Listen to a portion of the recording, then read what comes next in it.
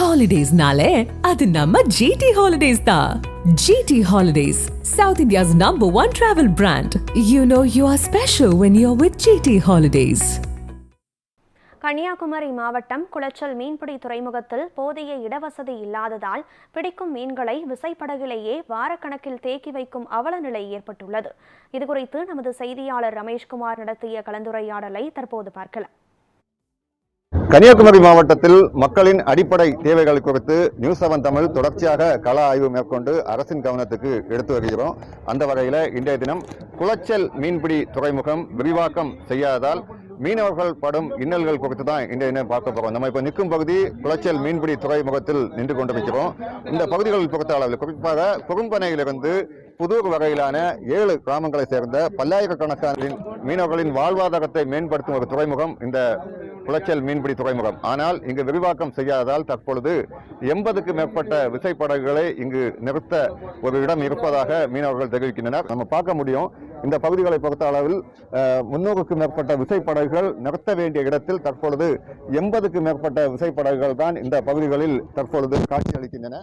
படகுகளை தேக்கி வைக்கும் ஒரு நிலையும் தற்பொழுது பார்க்க முடிகிறது. நம்மோடு ஒரு மீனவர் நேயராக அவரிடம் கேட்போம். சார் வணக்கம், நீங்க எவ்வளவு நாளை முன்னாடி மீன் பிடிச்சிட்டு வந்தீங்க? எவ்வளவு நாளா இங்க வெயிட் பண்றீங்க? 4 நாளா சொல்லுங்க. 4 நாள் ஆச்சு. நாங்கள் கடலில் போயிட்டு 4 நாள் வந்து மீனுக்கு இடம் எல்லாமே இருக்கும். 20 போட்டுக்கு தான் இங்கே டோக்கன் போட்டிருக்காங்க. 20 போட்டுக்கு மீனுக்கு முடியல. 10 போட்டுக்கு தான் இப்போ உள்ள இட வசதி எங்களுக்கு இருக்கு.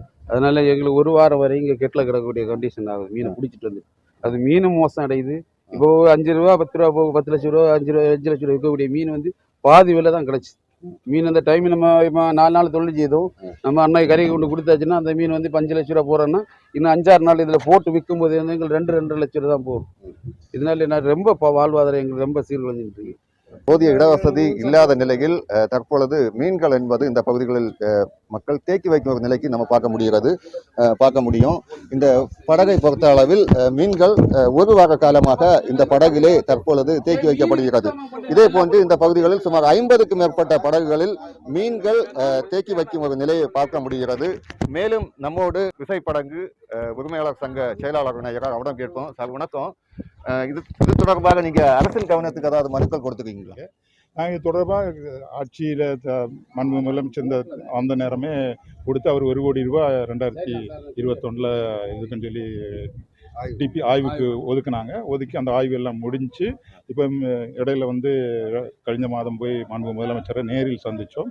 மாண்பு நிதியமைச்சர் மற்றும் மீனவளத்துறை அமைச்சர் அப்புறம் மீனவரணி செயலாளர் திரு ஏ ஜோசப் ஸ்டாலின் மூலமாக முதலமைச்சர் சந்தித்து கோரிக்கை வச்சிருக்கோம். கண்டிப்பாக அது செய்து தருவார்னு சொல்லிட்டு அவங்க உறுதி தந்திருக்கிறாங்க. இடவசதி ஆர்வரை விரிவாக்கம் பண்ணி தருவாங்க. தொடர்ச்சியாக கடந்த 10 ஆண்டுகளாக குளச்சல் துறைமுகத்தை விரிவாக்கம் செய்ய வேண்டும் என இந்த மீனவர்கள் தொடர்ச்சியாக ஒரு கோரிக்கை என்பது முன்வைத்து வருகின்றனர்.